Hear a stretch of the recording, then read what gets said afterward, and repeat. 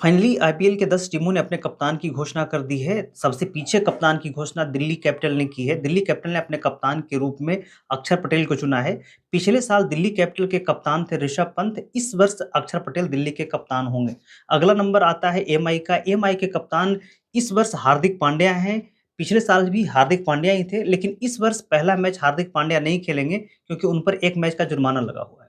अगला नंबर आता है पंजाब किंग्स का। पंजाब किंग्स के पिछले साल कप्तान थे शिखर धवन, इस वर्ष कप्तान है श्रेयस अय्यर। श्रेयस अय्यर पिछले साल कप्तान थे केकेआर का, जिन्होंने टाइटल भी जिताया था।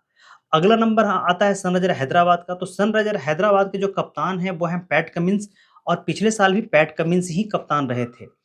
फिर अगर हम बात करते हैं तो लखनऊ सुपर जायंट की। लखनऊ सुपर जायंट के इस वर्ष के कप्तान हैं ऋषभ पंत, पिछले साल लखनऊ सुपर जायंट के कप्तान थे केएल राहुल। फिर अगर हम बात करते हैं जीटी की, गुजरात टाइटंस की, तो गुजरात टाइटंस के इस वर्ष के कप्तान हैं शुभमन गिल। पिछले साल भी शुभमन गिल ही गुजरात टाइटंस के कप्तानी करी थी।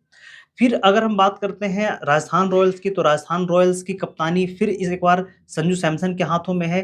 पिछले साल भी संजू सैमसन के हाथों में ही कप्तानी रही थी। अगर हम आरसीबी की बात करें तो आरसीबी के इस वर्ष के कप्तान हैं रजत पाटीदार।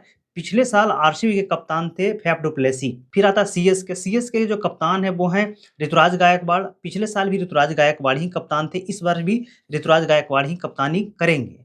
फिर अगर हम केकेआर की बात करें तो इस वर्ष केकेआर के कप्तान है अजिंक्य रहाणे। पिछले साल केकेआर के कप्तान थे श्रेयस अय्यर, जिन्होंने केकेआर को टाइटल भी दिलाया था। तो ये रहे आईपीएल के 10 टीमों के कप्तान। आपको क्या लगता है कि इस वर्ष आईपीएल कौन जीतेगा? अपनी राय कमेंट बॉक्स में जरूर लिखिएगा।